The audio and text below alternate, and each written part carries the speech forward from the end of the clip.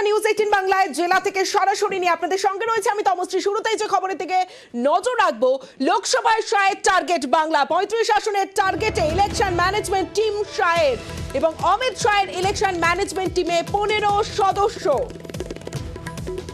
লোকসভায় শাহের টার্গেট বাংলা 35 আসনের টার্গেট গত 14ই এপ্রিলই বাংলায় এসে বেঁধে দিয়েছিলেন। এবার ইলেকশন ম্যানেজমেন্ট টিম অমিত শাহের, কেন্দ্রীয় স্বরাষ্ট্রমন্ত্রী অমিত শাহের ইলেকশন ম্যানেজমেন্টের টিমে 15 সদস্য। সরাসরি চলে যাবো, ভেঙ্কটেশ্বর লাইনে রয়েছে আমার সঙ্গে, ভেঙ্কটেশ্বরের সঙ্গে কথা বলবো।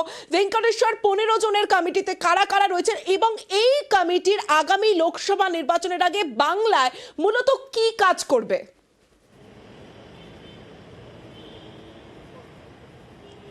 দেখো, বছর ঘুরলেই যেহেতু লোকসভা নির্বাচন, সেই নির্বাচনকে পাখিচ্ছ করে বিভিন্ন রণকৌশল নিচ্ছে গেরুয়া শিবির। সেই জায়গায় দাঁড়িয়ে রাজ্য সফরে এসে অমিত শাহ আগেই 35টি আসনের টার্গেট বেঁধে দিয়েছিলেন।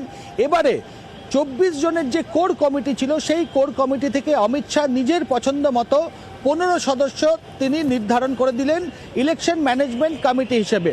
এই ইলেকশন ম্যানেজমেন্ট কমিটিতে সুকান্ত মজুমদার, শুভেন্দু অধিকারী সহ লকেট চট্টোপাধ্যায়, অগ্নিমিত্রা পাল সহ একাধিক নেতারা রয়েছেন। কিন্তু কোর কমিটিতে থাকা 4 কেন্দ্রীয় মন্ত্রী, সেই কেন্দ্রীয় 4 মন্ত্রীকে কিন্তু রাখা হয়নি এবং মূলত যে 15 জন সদস্যের ইলেকশন ম্যানেজমেন্ট বা ভোট পরিচালনা কমিটি অমিত শাহ নিজে গঠন করে দিয়েছেন, তাদের কাজ হবে মূলত কারা কারা প্রার্থী হবেন সেই জায়গায় দাঁড়িয়ে স্থানীয় নেতৃত্বের সঙ্গে সমন্বয় রেখে আলাদা আলাদা করে খসড়া প্রার্থী তৈরি করা, প্রার্থী তালিকা তৈরি করা এবং সেই তালিকা দিল্লির কেন্দ্রীয় নেতৃত্বের কাছে পাঠানো।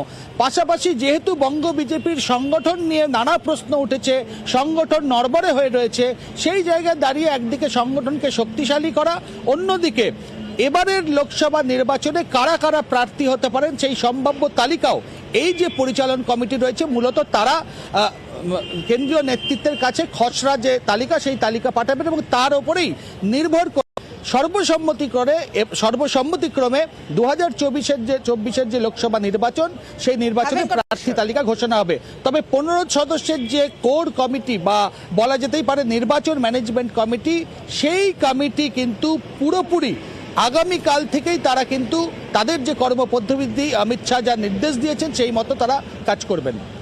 বেশ ভেঙ্কটেশ্বর, একদিকে শাহের ইলেকশন ম্যানেজমেন্ট টিম এবং সেই টিমে নেই 4 মন্ত্রী, তবে 15 জন স্পেশাল 15, শাহের ভোট স্পেশাল 15। আর সিউড়িতে পার্টি অফিসের উদ্বোধনে এসে গত 14ই এপ্রিল অমিত শাহ এই বাংলায় 35 আসনের টার্গেট বেঁধে দিয়ে গিয়েছিলেন। 24 में 35 सीट दीजिए, मैं बताता हूं 25 की जरूरत नहीं पड़ेगी। 25 के पहले ही ममता दीदी की सरकार कड़ड़भूस हो जाए। এবং বিজেপি সাংসদ দিলীপ ঘোষ তিনি বলছেন এর আগের বার 22 আসনের টার্গেট দিয়েছিল এবং বাংলা থেকে 18টা আসন পাওয়া গেছে, এবারও ভালো ফল হবে বলে আশাবাদী বিজেপি সাংসদ। সর্বভারতীয় বিজেপি পশ্চিমবঙ্গে কত গুরুত্ব দিচ্ছে বোঝা যাচ্ছে। সবসময় টার্গেট বেশি দেন। অমিত শাহ গতবারে 22 দিয়েছিলেন, আমরা তো করে দেখিয়েছি 18টা সিট দিয়েছি। সেই জন্য আশা আছে যে বাংলার লোক বিমুখ করবে না, বাংলার কর্মীরা পারবেন, তাই বারবার আসছেন। মাঝখানে যে 2-3 বছর গেছে যে অত্যাচার হয়েছে আমাদের কর্মীদের উপর, তাদের মনোবল কমে গেছিল, সেই জন্য সেই মনোবল বাড়িয়ে আবার লড়াইতে ঝাঁপিয়ে পড়ার জন্য বারবার আসছেন এবং আগামী দিনেও আসবেন। থেকে 5টা আসন বাংলায় পাবে কিনা বিজেপির সন্দেহ, আর তো 35টা আসন কটাক্ষ করেছেন কুণাল ঘোষ। 35 তো দূরের কথা, 3 থেকে 5 আগে পেয়ে দেখাক বাংলার বুকে। নরেন্দ্র মোদীজি, অমিত শাহজি তারা ডেলি প্যাসেঞ্জারি করেও জিততে পারেন না। তারা ডেলি প্যাসেঞ্জারি করলে আমাদের একটা সুবিধা হয়, তাদের মুখ যতবার দেখবে, তাদের কুকীর্তির কথা যতবার বাংলার মানুষের মনে পড়বে, বাংলার প্রতি বৈষম্য, প্রতিহিংসা, অপমান, তত বেশি no vote to BJP, vote for Trinamool, এটা দৃঢ়ভাবে মানুষের মধ্যে একটা চেতনা তৈরি করে। ফলে যত বেশি আসবে তত ভোটে হারবে, যতবার আসবে তত আসনে হারবে।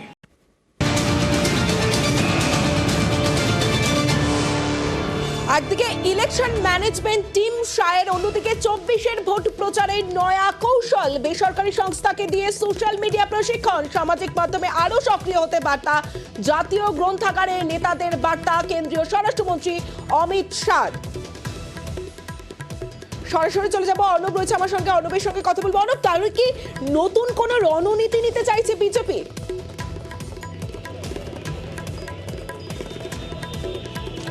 একেবারে তাই। দেখো, সংবাদ মাধ্যম ছিল, আছে, থাকবে। এই সংবাদ মাধ্যমের নতুন মাত্রা জুড়েছে সমাজ মাধ্যম, সোশ্যাল মিডিয়া। এই সোশ্যাল মিডিয়া শুধুমাত্র একটা রাজ্য বিজেপির ফেসবুক পেজ বা টুইটার অ্যাকাউন্ট বা নেতাদের টুইটার অ্যাকাউন্ট, ক্যান্ডিডেটদের টুইটার অ্যাকাউন্ট বা ফেসবুক পেজ দিয়ে হবে না।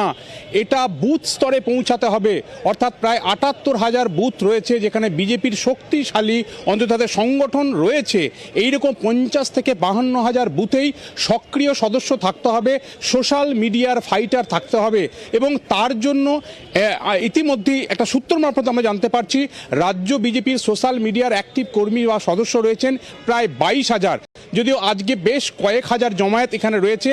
তাদের সামনে আজ অমিত শাহ তিনি বার্তা দিলেন এই সমাজ মাধ্যমে, সোশ্যাল মিডিয়ায় কত দ্রুত সঠিক খবর, তাদের দৃষ্টিকোণের সাবজেক্টটাকে তুলে ধরতে হবে বুথ স্তরে। অর্থাৎ সাধারণ মানুষ যিনি ভোট দিতে যাবেন তার ভোট কেন্দ্রে, সেই বুথেও যেন সমাজ মাধ্যম সক্রিয় থাকে।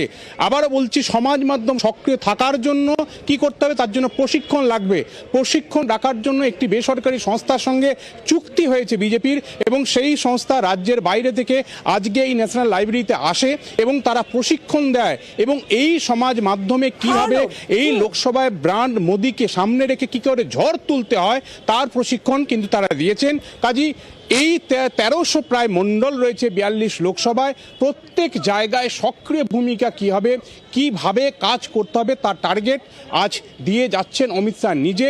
এবং তোমায় একটা তথ্য দিয়ে রাখি, এই ন্যাশনাল লাইব্রেরি থেকে কিন্তু যে প্রোগ্রাম ছিল আজ বিজেপির এই সমাজ মাধ্যমের, এটার কিন্তু আউটপুট, অর্থাৎ আমরা কিন্তু তার অডিও ভিডিও ক্লিপ আমরা বাইরে থেকে পাওয়ার জন্য অপেক্ষা করছিলাম, এমনটাই বলা হয়েছিল বিজেপি মিডিয়া সেল সূত্রেও, কিন্তু সেটা বন্ধ করা হয়েছে। অর্থাৎ বিষয়টার মধ্যে গোপনীয়তা রাখা হয়েছে, এই কৌশলটাকে যাতে বাইরে প্রচার না হয়, একেবারে সরাসরি পাবলিক ডোমেনে না চলে আসে। সব মিলিয়ে ১ ঘন্টার প্রোগ্রাম, ঠাসা প্রোগ্রাম, ইতিমধ্যে প্রায় শেষের দিকে। কিছুক্ষণের মধ্যে অমিত শাহ এই ন্যাশনাল লাইব্রেরি থেকে বেরিয়ে যাবেন এবং নতুন টার্গেট নিয়ে কাজে নেমে পড়বেন সোশ্যাল মিডিয়ার যারা ফাইটার বিজেপির বিভিন্ন বুথের। একদমই, অনেক ধন্যবাদ অর্ণব।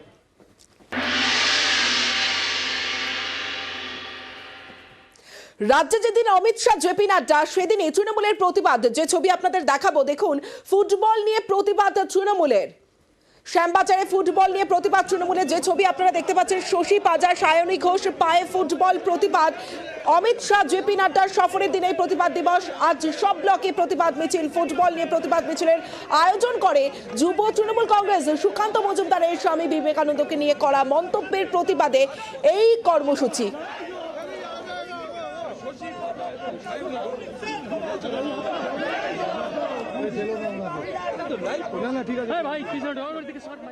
টেটের কোশ্চেন আউট হয়ে যাওয়াটাকে ধামাচাপা দেওয়ার জন্য আমার বক্তব্য নিয়ে বিতর্ক তৈরি করে তৃণমূল কংগ্রেসের নেতারা যে কথা বলছেন তারা অর্ধসত্য বলছেন, এবং এটা বামপন্থীদের শেখানো। আমিও স্টুডেন্ট লাইফে ওই দুটো লাইনই পড়ে এসেছি। বিবেকানন্দ বলছেন যে ফুটবল খেলে আগে শক্তিশালী হও, তবে তুমি গীতার বাণীকে সামনের দিকে এগিয়ে নিয়ে যেতে পারবে। সেই জন্য বলেছি এরা অর্ধসত্য বলেছে। তৃণমূল কংগ্রেসের নেতারা অল্প বিদ্যা ভয়ঙ্করী। কেন ক্ষমা চাইবো? তৃণমূল কংগ্রেসের মূর্খদেরকে মূর্খ বলেছি তাই ক্ষমা চাইবো?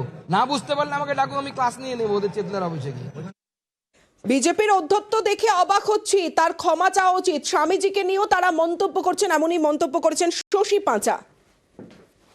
আমরা বিজেপির ঔদ্ধত্য দেখে অবাক হয়ে যাই, এবং স্বামীজিকে অপমান করতেও তারা বাকি রাখেনি। অনুশোচনা তো হওয়া উচিত। তিনি অ্যাপোলজি চাইবেন না, ক্ষমা চাইবেন না, মানে স্বামীজির চেয়েও বড়। বাংলা এটা মানবে না। জেপি নাড্ডা, অমিত শাহজি এসছেন, তো তারা বলুক। সুকান্ত মজুমদারকে তোমার তো ক্ষমা চাওয়া উচিত। এই উচ্চ নেতৃত্ব সমর্থন করছে স্বামীজির এই অপমানকে।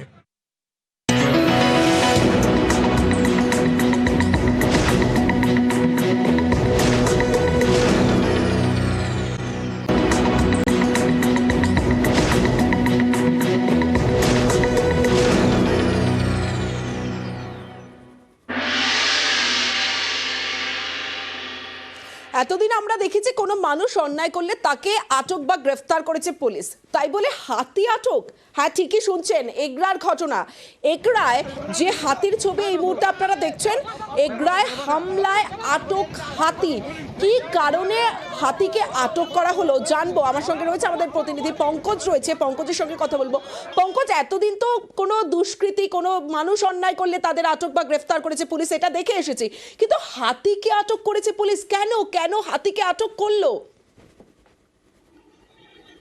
দেখো তমস্যা একেবারে কিন্তু যেখানে মানুষকে গ্রেপ্তার করা হয়, আটক করা হয়, এখানে কিন্তু প্রাণী, যেখানে হাতিকে আটক করে কিন্তু গ্রামবাসীরা বিক্ষোভ দেখায়, তারপরে কিন্তু ঘটনাস্থলে পুলিশ এসে হাতিকে আটকও করে এবং যে মাহুত রয়েছে মাহুতকেও আটক করে। কারণ কি হয়েছে তুমি জানো যে এই সময় ধানের ফসল উঠে গেছে, বাড়িতে বাড়িতে এখন কিন্তু বিভিন্ন জায়গা থেকে যে পোষা হাতি যারা মাহুত করে বাড়িতে বাড়িতে গিয়ে কিন্তু তারা উপার্জন করার জন্য ধান তারা তুলে সংগ্রহ করে, সেই ধান নিয়ে তারা জীবিকা অর্জন করে। সেক্ষেত্রে কিন্তু এখানে দেখা গেল যে হাতি নিয়ে এসেছিল মাহুত, সেখানে বাড়িতে বাড়িতে ধান সংগ্রহ করছিল, যাকে বলে ভিক্ষা করার মতন, সেই রকমই কিন্তু তারা উপার্জন করে। সেই উপার্জনকে কেন্দ্র করে বাড়িতে এগরা 6 নম্বর ওয়ার্ডে, যেখানে কেদার সামন্ত নামে বাড়ি, ওর বাড়িতে যায়। সেখানে কিন্তু সেই হাতি যখন তাকে মাহুতকে যখন ধান চায়, তখন ধান না দেওয়াতে মাহুত কিন্তু তাকে যখন হাতিকে বলে যে হাতি চলে যেতে বলে, তখন কিন্তু হাতি কি করেছে, তখনই সেই কেদার সামন্তকে হাতি সুর দিয়ে তাকে ছুঁড়ে ফেলে দেয়। সেখানে কিন্তু ঘটনাস্থলে গুরুতর আহত হয় এই কেদার সামন্ত।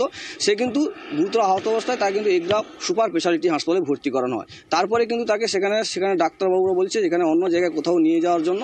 সেক্ষেত্রে গুরুতর আহত অবস্থায় কিন্তু কথা বলতে পারছেন, তার পরিবার থেকে জানাচ্ছে। সেক্ষেত্রে পুলিশ কিন্তু আটক করে রাখে হাতিকে আটক করার পরে সে মাহুতকেও আটক করে। সেক্ষেত্রে পুলিশ যেটা জানাচ্ছে, পরে তারা বলছে হাতিকে শেষমেশ কিন্তু হাতিকে ছাড়াও হয় এবং মাহুতকেও ছাড়া হয়, এবং তাদেরকে জানানো হয়েছে যে তাদের কাছ থেকে জরিমানা স্বরূপ যে চিকিৎসার যে খরচপাতি লাগবে সেটা কিন্তু দিতে রাজি হয় মাহুত। সেই ক্ষেত্রে কিন্তু হাতি এবং যে মাহুতকে ছাড়া হয় এগরা পুলিশের পক্ষ থেকে।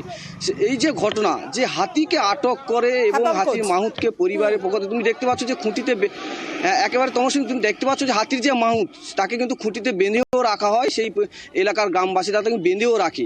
সেই ক্ষেত্রে যথেষ্ট কিন্তু মানে শোরগোল শুরু হয়ে যায় এই এগরা 6 নম্বর ওয়ার্ডের যে কেদারনাথ সামন্তর যে আহত কেদারনাথ সামন্ত। হ্যাঁ তোমার কিন্তু পঙ্কজ, একটা বিষয় একটু জানতে চাইবো তোমার কাছে, এই যে পুলিশ আটক করলো হাতিকে খাবে কে?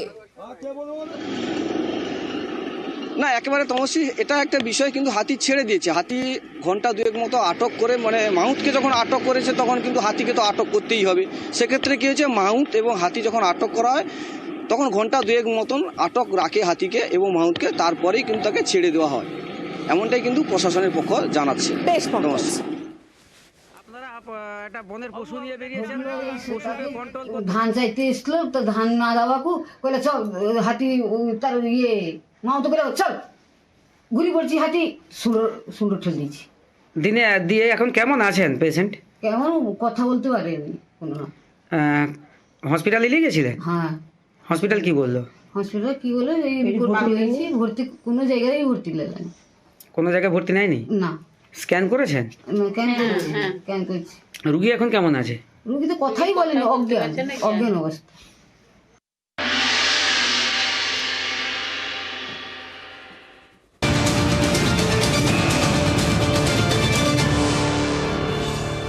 মালদা চাঁচলের দিকে নজর রাখতেই হবে, কারণ গতকাল ভর সন্ধে ডাকাতি এবং দুঃসাহসিক ডাকাতি, প্রায় 4 কোটি টাকার উপরের গয়না নিয়ে চম্পট 5 মিনিটের মধ্যে এবং আগ্নেয়াস্ত্র উঁচিয়ে কয়েক রাউন্ড গুলি ছোড়ে দুষ্কৃতীরা। আর এই চাঁচল ডাকাতিতে এখন যে প্রশ্নটা সব থেকে বড়, যে বিহার ঝাড়খণ্ডের দুষ্কৃতীরা কি এই চাঁচল ডাকাতির সঙ্গে জড়িত, এই প্রশ্নটাই উঠছে। অন্যদিকে যে ছবি আমরা দেখছি, যে বিজেপির বিক্ষোভ, সেই বিক্ষোভের ছবি আমরা দেখেছি চাঁচল থানার সামনে বিজেপির বিক্ষোভ। সেবক রয়েছে আমার সঙ্গে, সেবকের সঙ্গে কথা বলবো। সেবক, এই ঘটনা এই প্রথম নয়, এর আগেও চাঁচলে এই ঘটনা ঘটেছে, সোনার দোকানে ডাকাতি, সেখানেও বিহারে পালিয়ে যায় দুষ্কৃতীরা এবং এর আগে আমরা দেখেছি 9 দুষ্কৃতীকে গ্রেফতারও হয়েছে। আবার এই ধরনের ঘটনা, যেখানে বিক্ষোভ এবং সোনার দোকান বন্ধ রয়েছে আজ সারাদিন, যে ছবি আমরা দেখলাম চাঁচলে।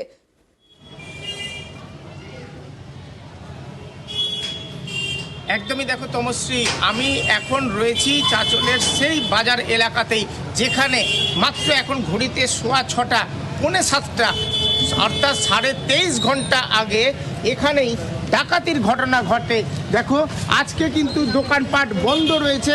কিছুক্ষণ আগেই ব্যবসায়ীরা জেলা ব্যবসায়ী সমিতির নেতৃত্বে তারা কিন্তু মিছিল নিয়ে থানা অভিমুখে রওনা হলেন। দেখতে পাচ্ছ জুয়েলারির একের পর এক দোকান সেগুলি কিন্তু বন্ধ হয়ে রয়েছে, কারণ ব্যবসায়ীরা কিন্তু এখানে প্রতিবাদে সামিল হয়েছেন এবং যে ডাকাতির দোকান সেই ডাকাতির দোকানের সামনে কিন্তু পুলিশ পিকেট রয়েছে। এই সেই ডাকাতির দোকান যেখানে গতকাল ঠিক এই রকমই সন্ধ্যায় যখন বড়দিনের উৎসবের মেজাজে সবাই ছিলেন তখন কিন্তু ডাকাতির ঘটনা হয়। তুমি যেটা বলছিলে দুঃসাহসিক ডাকাতি, আর এই ঘটনায় ইতিমধ্যেই কিন্তু 4,35,00,000 টাকা ডাকাতি হয়েছে এমনটাই বলা হচ্ছে।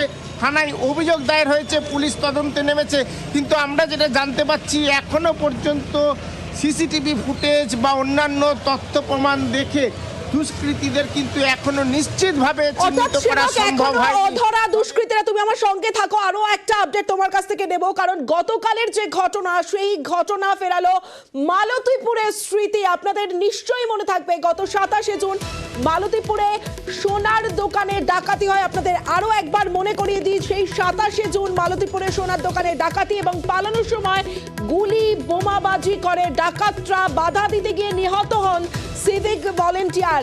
সেই হামলায় বিহার যোগ সামনে আসে এবং গতকালকেও যে ছবি আমরা দেখলাম, দুঃসাহসিক ডাকাতি, আগ্নেয়াস্ত্র উঁচিয়ে 5 রাউন্ড গুলি চালায় ডাকাতরা, পালিয়ে যায়। 5 মিনিটের মধ্যে 4 কোটি টাকা সোনার গয়না নিয়ে চম্পট ডাকাত দলের, সেখানেও বিহার যোগ উঠে আসে। আমি যাব, সেবক রয়েছে আমার সঙ্গে।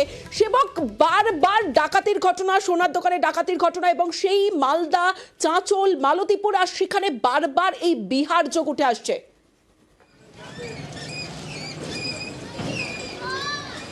একদমই, দেখো তুমি যে ঘটনা বলছিলে, আজকে কিন্তু চাঁচলে দিনভর আমি ঘুরে দেখলাম। মালতীপুরে গত 27শে জুন অর্থাৎ মাস 6 আগেই যে ডাকাতি, প্রায় একই কায়দায় ভর সন্ধ্যায় সোনার দোকানে বোমাবাজি, গুলি, ডাকাতি, লুটপাট এবং বাধা দিতে গিয়ে ব্যারিকেড করে যখন নাকা চেকিংয়ের চেষ্টা করেছিলেন এক সিভিক ভলান্টিয়ার, তিনি গুলিবিদ্ধ হয়ে মারা যান। ওই ঘটনাতেও এখনো পর্যন্ত কয়েকজনকে গ্রেপ্তার করে চার্জশিট দেওয়া হয়েছে ঠিকই, কিন্তু মূল অভিযুক্তরা অনেকেই এখনো অধরা। আর এই ঘটনা সব মিলিয়ে কিন্তু বারবার বিহার ঝাড়খণ্ডের একটা যোগ আমরা হরিশ্চন্দ্রপুর, আমরা চাঁচলের একাধিক ঘটনায় মালদহে দেখতে পাচ্ছি। দিন কয়েক আগেও চাঁচল থানার পুলিশ 9 জনের একটি গ্যাংকে ধরেছিল যারা বিহারের। আর এই ঘটনায় দোকান কর্তৃপক্ষ, দোকানের ম্যানেজারের সঙ্গেও আমার কথা হয়েছে, তিনিও যেটা জানাচ্ছেন, অল্প বয়সী ছেলেরা হিন্দি ভাষায় কথা বলছিল, হেলমেট ঢাকা, মুখোশ, মাস্ক ছিল মুখে, কিন্তু মনে করা হচ্ছে তাদের শরীরী ভাষা, তাদের কথোপকথন বিহার যোগ। বারবার কিন্তু বিহার ঝাড়খণ্ডের যোগ মালদহের হরিশ্চন্দ্রপুর, চাঁচলে একাধিক অপরাধের ঘটনায় কিন্তু উঠে আসছে। বিহার যোগী সামনে আসছে। বেশ সেবক,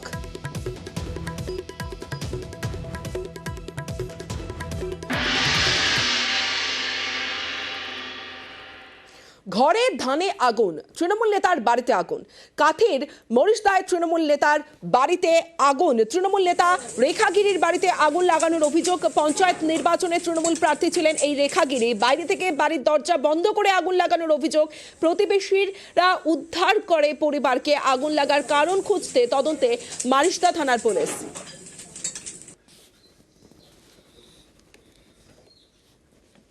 বিজেপি আশ্রিত দুষ্কৃতিকারীরা আগেও এর বাড়িতে আগুন লাগানোর চেষ্টা করেছিল। গতকাল রাত্রেও তারা এই কাজটা করেছে। আমরা পুলিশকে অনুরোধ করেছি তদন্ত করে সঠিক ব্যবস্থা নেওয়ার জন্য। তিনি ক্যান্ডিডেট ছিলেন, তিনি হেরে গেছেন। তৃণমূল কংগ্রেসের প্রতিষ্ঠা লগ্ন থেকে আমাদের দল করেন, আর বিজেপি সন্ত্রাসের রাজনীতি করে। সন্ত্রাস করে পূর্ব মেদিনীপুর জেলার মানুষকে ভয় দেখানো যাবে না। ওরা হারবে, এই ভয়ে, এই আতঙ্কে আমাদেরকে ভয় দেখানোর চেষ্টা করছে। ভারতীয় জনতা পার্টিতে যে সমস্ত সিপিএমের নেতারা গেছে, তারা দেখবেন বামফ্রন্টের 34 বছর শাসনকালে তারাই আমাদেরকে ভয় দেখাতো, ডানপন্থী মানুষদের ঘরবাড়ি পোড়াতো, মাছ লুট করতো।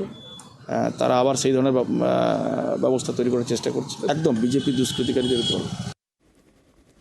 তৃণমূলের হাতেই তৃণমূল কর্মীরা নিরাপদ নন। নিজেদের মধ্যে এলাকা দখলের লড়াই, ক্ষমতা দখলের লড়াই, কাটমানি খাওয়ার লড়াই, আর সেই লড়াইয়ে তৃণমূলের নেতারাই তাদের কর্মীদের উপরে ব্যাপকভাবে আক্রমণ করছেন, ব্যাপকভাবে তাদের ঘরবাড়ি জ্বালিয়ে দিচ্ছেন। তাদেরই দলের কর্মী, সেই কর্মীর অন্যায়ের বিরুদ্ধে প্রতিবাদ করেছিলেন, কাটমানিখোরদের বিরুদ্ধে প্রতিবাদ করেছিলেন, চোরদের বিরুদ্ধে প্রতিবাদ করেছিলেন মিটিংয়ে, আর তার ঘরের আগুন ধরানো হচ্ছে। এ সারা বাংলার পরিস্থিতি এই তৈরি হয়েছে, আর সেই পরিস্থিতিকে তাদের নিজেদের দলের ব্যর্থতা ঢাকার জন্য আজকে বিজেপির ঘাড়ে দোষ চাপাচ্ছেন। আপনারা দেখলেন কাঁথি তৃণমূল নেতার বাড়িতে আগুন। অন্যদিকে আপনাদের দেখাবো চন্দ্রকোনার ছবি, যেখানে বিজেপি নেতার ধানের গাদায় আগুন। বিজেপি নেতার ধানের গাদায় আগুন লাগানোর অভিযোগ। চন্দ্রকোনার হীরাধরপুর গ্রামে ধানের গাদায় আগুন এবং রাতের অন্ধকারে ধানের গাদায় আগুন লাগানোর অভিযোগ। দুষ্কৃতীদের আগুনে পুড়ল 5 বিঘা জমির ধান এবং দীপক সিং ও রূপচাঁদ সিং নামের 2 ব্যক্তির জমিতে আগুন। দীপক সিং স্থানীয় বিজেপি কর্মী বলে সূত্রের খবর, তবে আগুন লাগানোতে তৃণমূলের যোগ নেই এমনটাই দাবি করেছে তৃণমূল নেতৃত্ব। ছুটে এসে দেখছি পুরো গাদাটা দাউ দাউ করে জ্বলছে। ডাকাডাকি করে পাড়ার সব ছেলেরা এসে নিমানিমি করলো। আমরা 3 বিঘা 3.5 বিঘা জমির খড় ছিল, ধান খড় ছিল। এসে নিমাতে এসে দেখছি কেরোসিনের গ্যাস পাওয়া যাচ্ছে। চারদিকটাতে মানে এমন আগুন ধরালে যেরকম এক সাইড থেকে আগুন ধরে চারদিকটাতেই জ্বলছে। এবার আমি কোনো পলিটিক্যাল কোনো করি না, দাদা বিজেপি রাজনীতি করে। 5.5 বিঘের মতো ধান গাদা দেওয়া ছিল, সেখানে রাতের অন্ধকারে কাপুরুষের মতো আগুন লাগিয়ে চলে গেছে।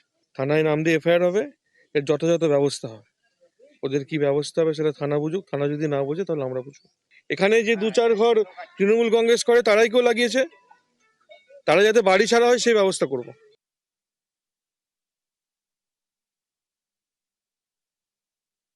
আমাদের কাছে যে কোনো কৃষকেরই হোক না কেন এটা একটা বেদনাদায়ক। এখানে বিজেপি যে কোনো ঘটনাকেই তারা একটা রাজনৈতিক ইস্যু বা রাজনৈতিক চক্রান্ত করার জন্য তৃণমূলের নামে এরকম মিথ্যা ভুরি অভিযোগ করে। কেউ বা কারা এই ঘটনাটা বিড়ি খেতে গিয়েই বলি আর যে কোনো ভাবে আগুনটা লেগে যাক না কেন, তো সেই ঘটনার তদন্ত করছেন পুলিশ, তদন্ত করে তথ্য নেবে। বিজেপি যেভাবে মিথ্যা কুৎসা করছে, এই কুৎসা করে বেশি দিন এভাবে চলবে না। এবার ভাঙড়ের দিকে নজর রাখবো। তোলা না পেয়ে নির্মীয়মান বাড়ি ভাঙচুরের অভিযোগ, এবং শুধু তাই নয়, রাতে আর্থ মোবার দিয়ে বাড়ি ভাঙার অভিযোগ রয়েছে। ভাঙড়ের ঘটনা আরো একবার আপনাদের জানাই, ভাঙড়ের লেদার কমপ্লেক্স থানার হাতিশালার ঘটনা। স্থানীয় তৃণমূল নেতার বিরুদ্ধে অভিযোগ, যদিও সমস্ত অভিযোগ অস্বীকার করেছে তৃণমূল। আমার বাস্তুতে 5 মিনিট নিয়ে কাজ করছি আমি। হ্যাঁ, ওখানকার তোলাবাজ আছে, টিএমসির তোলাবাজ সব আছে। হ্যাঁ, ওখানে হাতি চালায়, ঘর করলে 3 লাখ থেকে 5 লাখ দিতে হয়, তারপর ঘর ছাদ হয়, তার আগে ছাদ হয়। তারপরে আমার রাত্রে 12:30টায় জেসিবি দিয়ে পাঁচিল সব ভেঙে দিয়েছে। আমরা যদি না জানতে পারি সব পুরো ভেঙে দিত আমার। সে পঞ্চায়েত মেম্বার হোক আর পঞ্চায়েত প্রধান হোক আর যেই লাট হোক, অবৈধ কাজ কোনোভাবে দল কাউকে সাপোর্ট করবে না। তবে যিনি কমপ্লেন করছেন ওনারও কমপ্লেন ঠিক নয়। কেন বলছি, ওই জমিটা নিয়ে কেস চলছে। যাই হোক, যারাই এই ধরনের ঘটনাকাল ঘটিয়েছে, যদি কেউ দলের হয়ে মোস্তানি করে, দল তাদের পাশে থাকবে না। আর যদি কারুর হয়ে দালালি করার চেষ্টা করে, আমি আবার বলছি, দল তাদের কোনো রকম সহযোগিতা করবে না। অন্যায় আমরা কোনোভাবে দল গায়ে নেবে না। তাদের বিরুদ্ধে কমপ্লেন হয়েছে, আইন ব্যবস্থা নেবে। এবার পাথর প্রতিমার দিকে নজর রাখি, কারণ আজ 3 দিন ধরে বাঘের আতঙ্ক পাথর প্রতিমায়। এবার একটা নয়, 2টি বাঘের আতঙ্ক এবং থাকতে পারে বলে এমনটাই আশঙ্কা করছেন স্থানীয়রা। কারণ পায়ের ছাপের যে চিহ্ন, বাঘের পায়ের ছাপের ছবি আপনারা দেখতে পাচ্ছেন। সকালে নতুন করে বাঘের পায়ের ছাপ দেখে এমনটাই আশঙ্কা হচ্ছে। অনেক চেষ্টার পর একটি বাঘকে জঙ্গলে পাঠাতে সক্ষম হওয়া গেছে বলে দাবি বন দফতরের, যদিও এই দাবি মানতে নারাজ গ্রামবাসীরা।